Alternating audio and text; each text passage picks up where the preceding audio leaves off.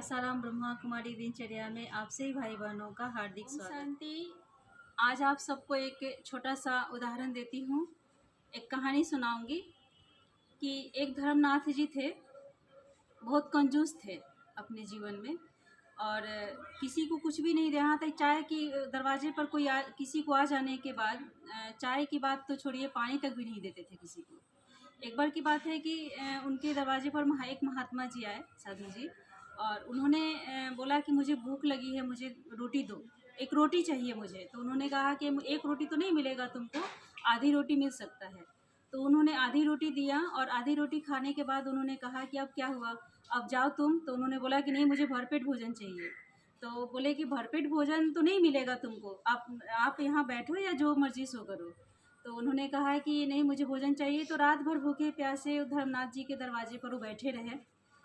सुबह हुई तो उन्होंने बोला कि ऐसा है, और उनके दिमाग में आया कि रात भर ये बैठे रहें और ये तो मतलब भूखे प्यासे, पता नहीं इन्होंने भूखे प्यासे मर जाए या कुछ हो जाए तो हमारे ऊपर पाप लगेगा, साधु हत्या का पाप लग जाएगा, तो क्यों नहीं इन्हें भोजन करा दूँ। तो उन्होंने दूसरे दिन कहा कि चलो महात्मा जी, आज हम लोग भरपेट भोजन करते। तो बोला नहीं, मुझे भोजन नहीं चाहिए, एक कुआं खुदवा दो। तो उन्होंने बोला कुआं भोजन के बीच में कुआं कहाँ से आ गया।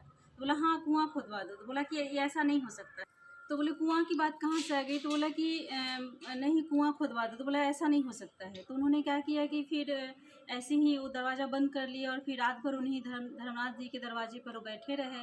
तो उन्होंने बोला कि ऐसा है कि फिर भी रात भर ये भूखा प्यासा 2 दिन से बैठा हुआ है, कहीं मेरे ऊपर पाप लग जाएगा, क्यों न हेमन कुआं खुदवा दो। तो उन्होंने फिर दूसरे दिन दरवाज़ा खोले और बोले कि यही दरवाजे पर भूखे प्यासे महात्मा जी बैठे हुए थे। धर्मनाथ जी ने कहा कि ऐसा है कि चलो मैं तुम्हारे लिए कुआं खुदवा देता हूँ। तो उन्होंने बोला कि नहीं, एक कुआं नहीं, 2 कुआं खुदवाना होगा तुम्हें। तो बोले 2 कुआं। बोले हाँ। तो बोला धर्मनाथ जी ने फिर सोचने लगे कि क्या करूं मैं, यदि नहीं खुदवाता हूं तो ये 4-5 डिमांड करने लगेंगे, तो क्यों ना खुदवा ही दूं।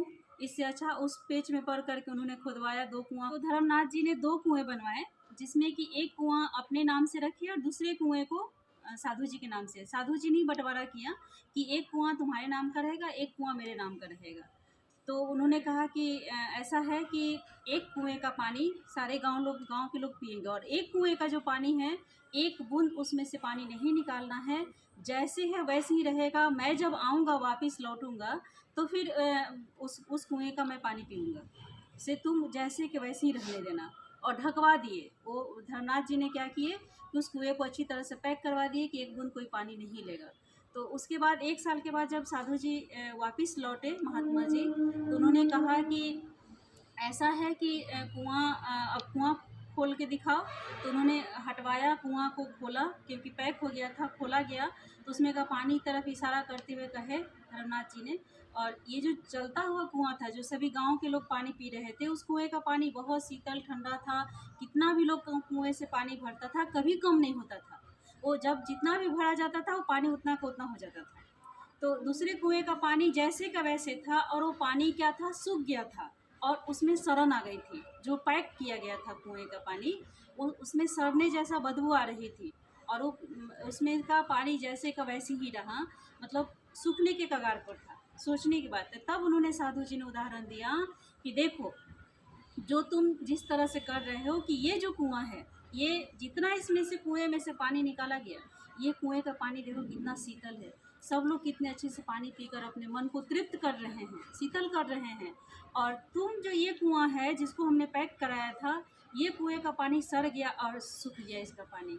कहने का मतलब, जो धन हम लोग एकत्रित करके रखते हैं कि ये धन हमारे आगे के लिए काम आएगा या जिसके लिए भी, लेकिन उसी तरह से धन का भी उपयोग, जब हम धन का उपयोग नहीं करते तो धन जहाँ का तहाँ वैसे कि वैसे ही पड़ा रहता है। जितना हम धन का उपयोग करते हैं, उतना धन की वृद्धि होती है, लोगों का कल्याण होता है, उस लक्ष्मी की वृद्धि होती है। उसी तरह ज्ञान भी है, ज्ञान को भी हम जितना बांटते हैं उतना ज्ञान बढ़ता है, धन जितना बांटते उतना बढ़ता है। तो हमें सीमित नहीं रखना है, हमें फ्राक दिल बन करके, उदार दिल बन करके संसार में जीना है। नहीं तो पैसे सब रखे रखे सड़ जाएंगे, किसी काम के नहीं आएंगे, क्योंकि कागज़ के नोट है। कागज़ के नोट आज नहीं तो कल तो सड़ ही जाएंगे, कितने दिन तक रख सकते हैं उसको। तो मनुष्यों की स्थिति भी यही है। तो हम सभी को फ्राक दिल बनना है, सबको जितना बांटना चाहे, जितना हमारे पास है उसी हिसाब से हम दूसरों का भी उसी में कल्याण करें। एक रोटी हम खाते हैं तो हमारे सामने वाला व्यक्ति यदि भूखा है तो उसको भी हम एक रोटी ज़रूर खिलाएं। यही आज का हमारा संदेश है। ओम शांति। आज मैं चना दाल डाल करके तरोई की सब्जी बनाना बताऊंगी कैसे बनाते हैं। सबसे पहले हमने तेल में जीरा, मिर्ची, अदरक और हींग से छौंक लगाया है और उसके बाद थोड़ा सा हल्दी पाउडर, धनिया पाउडर भी हम अभी ही डाल देंगे, तेल में ही डाल देंगे। देखिए धनिया पाउडर और हल्दी पाउडर हमने डाल दिया है। अब हम इसमें पत्ता गोभी डालेंगे और पत्ता गोभी डाल करके भून लेंगे। छोटे छोटे टुकड़ा में काट करके हम पत्ता गोभी डालेंगे तेल में ही। हल्का सुनहरा कलर होने के बाद फिर हम इसमें टमाटर डाल देंगे। अब ये भून गया है। अब हम इसमें टमाटर डालेंगे। टमाटर डाल करके इसमें हम नमक डाल देंगे गलने के लिए। अपने टेस्ट के हिसाब से हम नमक डालेंगे। ये टमाटर गल जाएगा अच्छी तरह से तो फिर हम इसमें दाल डाल देंगे। देखिए टमाटर ये गल गया है। अब ये चना का दाल है। ये चना दाल हमने भिगो के रखा था एक घंटे के लिए, 1-2 घंटे के लिए। अब इसमें हम इसको भी डाल देंगे, चना दाल को इसी में डालकर अच्छे से भून लेंगे। और उसके बाद मैं इसमें थोड़ा सा कश्मीरी लाल मिर्च पाउडर डालूँगी। और एक और विशेष बात बताना भूल गई मैं कि इसमें जब हम तेल डालते हैं छौंक के टाइम में, छौंक लगाने के टाइम, तो उस टाइम लौंग का 2-3 जैसा सब्जी होगा उस हिसाब से लौंग का फूल, ऊपर का लौंग को नहीं डालना है, फूल को हाथ से चिटकी से मैश करके और उस तेल में डाल देंगे तो सब्जी का स्वाद बढ़ जाता है। खास करके तरोई की सब्जी में, नेनुआ की सब्जी में ये ज़रूर डालेंगे तो अच्छा लगेगा उसका स्वाद। और इसी तरह से 15-20 मिनट में ये सब्जी गल करके पक करके तैयार हो जाएगा। और सभी चाहे रोटी के साथ, चावल के साथ, किसी भी चीज़ के साथ खा सकते हैं, बहुत स्वादिष्ट लगता है। इस तरीके से सब्जी नेनुआ का बनाएंगे तो सभी बहुत पसंद करेंगे, क्योंकि बहुत लोग हैं जो इसको खाना पसंद नहीं करते हैं तरोई की सब्जी को।